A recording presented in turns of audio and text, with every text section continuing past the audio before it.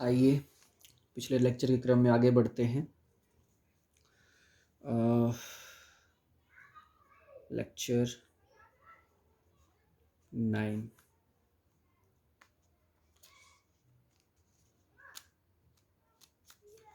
अब सुनिए, इसमें क्या है कि थ्योरम हमारा ये है कि the equation of straight line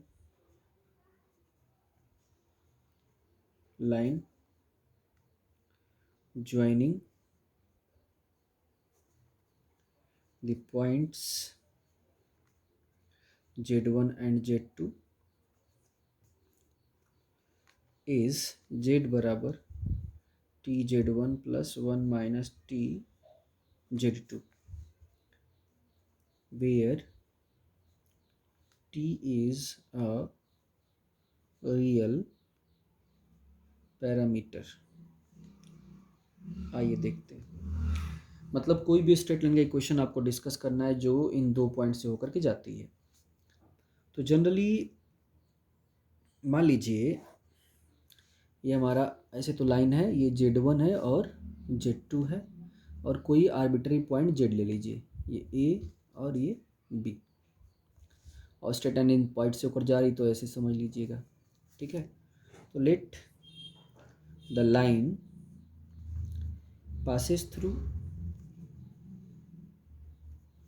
Z1, AZ1 and BZ2. Let PZ be any point on the line, and let P divides AB in ratio lambda या m/1 कर लीजिए। ठीक है ना। Then Z is equals to क्या होगा, सोचिएगा, तो हो जाएगा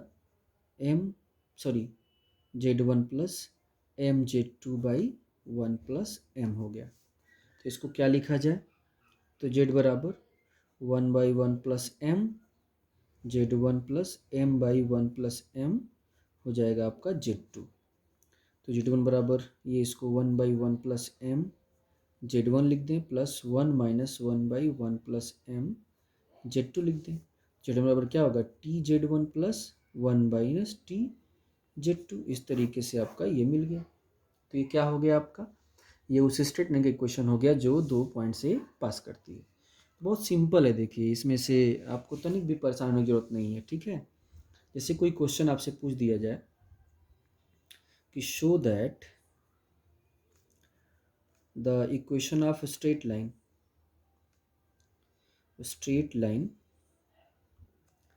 passing through Z1 and Z2 is, ये कर दिया जाए Z बार 1 Z1 Z1 बार 1 Z2 बार 1 बराबर कितना 0। यानी आपको स्ट्रेट लाइन का इक्वेशन शो करना है जो Z1 Z2 से होकर जाए वो ये होगा। तो सुनिए, अगर कोई भी स्ट्रेट लाइन है, ठीक है, तो जैसे Z1 और Z2 और ये Z ऐसा हो सकता है, या Z1 Z2 और Z ऐसा हो सकता है। तो ये बताइए कि Z अगर हम कहते हैं Z माइनस Z1 और Z माइनस Z1 और Z2, मतलब ये करते हैं जो भी। अच्छा, Z1 माइनस Z2 और Z माइनस Z1 का जो एंगल होगा सेम होगा, क्योंकि वेक्टर दोनों सेम है। अरे Z माइनस Z1 वाला ये, और Z माइनस Z2 कहें, चाहे Z माइनस Z1 कहें, चाहे Z1 माइनस Z2 कहें, ये वेक्टर तो यही बनने वाला है। ठीक है जी। तो इनके बीच का एंगल क्या होगा, अगर सेम टाइम साइड से लेंगे, सेम टाइम से लेंगे तो 0 डिग्री, और अगर कहीं अपोजिट में लेंगे तो पाई डिग्री। ठीक है ना। तो लेट, अब जब सपोज करते हैं जेड इन दोनों में के बीच में लेते हैं या बाहर कहीं भी ले सकते हैं, तो let Z be the affix of any point on the straight line. Straight line मतलब जेड हमने ऐसा पॉइंट लिया जिसका मतलब एक जेड एफिक्स है किसी पॉइंट का जो स्ट्रेट लाइन पे है। Straight line joining Z1 and Z2, मतलब Z1 Z2 को ज्वाइन करने वाले लाइन में कहीं बीच में या किनारे है ये। आप सब एक अच्छी तरह बात जानते हैं कि जो आर्गुमेंट होगा, then argument of Z minus Z1 by Z2 minus Z1 क्या होगा, या तो जीरो होगा या तो पाई होगा। वो तो मैं बता चुका हूँ कि या तो दोनों जब एक साइड में होंगे तो एंगल जीरो होगा, अपोजिट में होंगे तो पाई होगा। और आप सब जानते हैं कि किसी कॉम्प्लेक्स नंबर का आर्गुमेंट अगर जीरो या पाई होता है, ठीक है जी, तो वह क्या होता है, Z minus Z1 by Z2 minus Z1, वो क्या होता है, is purely real, purely real. तो ये प्योरली रियल हो गया। Then Z minus Z1 by Z2 minus Z1 का जो बार होगा वो क्या हो जाएगा, Z minus Z1 by Z2 minus Z1 हो जाएगा, यही हो जाएगा। अब सबको हम गुणा कर दें, Z माइनस, ये गुणा कर दीजिए, Z माइनस Z बार माइनस Z1 बार, Z2 माइनस Z1 बराबर उधर क्या लिखूँ, Z माइनस Z1 और Z2 बार माइनस Z1 बार कर दिया जाए। ठीक है, कोई प्रॉब्लम तो हो नहीं रहा होगा आप लोगों को। इनको थोड़ा सा सिंप्लीफाई कर लीजिए, सिंप्लीफाई करेंगे, देखिए Z आपका ये आ जाएगा, Z1 बार माइनस Z2 बार प्लस Z बार और Z2 माइनस Z1 और प्लस Z1 Z2 बार और माइनस Z2 Z1 बार, ये बराबर जीरो हो जाएगा। इसको थोड़ा सिंप्लीफाई करिएगा। तो क्या इसको इस डिटर्मिनेंट फॉर्म में नहीं लिख सकती हैं आप, 100% लिख सकती हैं कि Z बार और 1, अरे भाई माइनस करेंगे पहले बाद में हो जाएगा, उससे कोई फर्क नहीं पड़ता। Z1 बार और 1, Z2 बार और 1 बराबर जीरो। देखिए उसी स्टेटमेंट का इक्वेशन हो गया, सिंपल। तो इस तरीके से आप किसी भी स्टेटमेंट का इक्वेशन जो है इस तरीके से लिख सकते हैं, अगर वो Z1 Z2 से पास कर रहा है। और एक तो इक्वेशन जो मैंने बताया था, वो क्या था आपका, 2 पॉइंट से, ये वाला, ये देख रहे हैं आप, ठीक है। तो यहाँ तक मुझे लगता है कि आप सबको, किसी को कोई प्रॉब्लम नहीं हुआ। मैं आपको आर्गुमेंट निकालना बता ही चुका हूँ, प्रिंसिपल आर्गुमेंट मैं बता ही चुका हूँ, एम्पलीट्यूड प्रॉपर्टी बता ही चुका हूँ। तो मुझे लगता है कि आप सबको कोई प्रॉब्लम तो होगा नहीं, लेकिन एक आध क्वेश्चन और बता देता हूँ, देख लीजिए। क्वेश्चन ये है, अब ये इस लेक्चर के बाद में हम एनालिटिक फंक्शन में चलेंगे हम लोग। अब अगली यूनिट हम लोग डिस्कस करेंगे। तो क्वेश्चन है, इफ़ Z1 एंड Z2, ठीक है, आर टू कॉम्प्लेक्स नंबर्स, ठीक है, are two complex numbers such that mod of Z1 plus mod of Z1 plus Z2 बराबर mod of Z1 plus mod of Z2, then find argument of Z1 minus argument of Z2, मतलब ये दोनों का mod बराबर दिया, तो दोनों के आर्गुमेंट का डिफरेंस आपको फाइंड करना है। तो आइए देखते हैं फटाफट। तो आपको क्या दिया है solution, mod of Z1 plus Z2 बराबर क्या दिया है आपको, मॉड ऑफ Z1 दिया हुआ है प्लस मॉड ऑफ Z2 दिया हुआ है। आप बताइए, Z1 को रखेंगे आप x1 प्लस i/1 और इसको रखेंगे x2 प्लस i/2। तो मैं रियल पार्ट एक साथ कर लेता हूँ, x1 plus x2 plus y1 plus y2 कर लेता हूँ मैं इसका मॉड। और इधर क्या होगा, x1 प्लस i/1 और ये क्या होगा, x2 प्लस i/2, इस तरीके से। तो ये क्या मिल जाएगा, ये रूट हो जाएगा, रूट x1 प्लस x2 का होल स्क्वायर और प्लस y1 प्लस y2 का होल स्क्वायर। इधर क्या होगा, root x1 square plus y1 square और इधर क्या होगा, x2 square plus y2 square. ये हो गया आपका। अब जब ये हो गया है तो इसको एक काम करिएगा, इसका स्क्वायर कर लेते हैं हम लोग। तो स्क्वायर करेंगे तो क्या होगा, x1 प्लस x2 का whole square plus y1 plus y2 का होल स्क्वायर। इधर भी कर लेते हैं, तो x1 square plus y1 square plus x2 square plus y2 square plus 2 करना पड़ेगा, और ये अंदर गुड़ा x1 square plus y1 square और x2 square plus y2 square, है ना। तो ये हो गया आपका। अब एक काम करिए अब एक काम ये करिए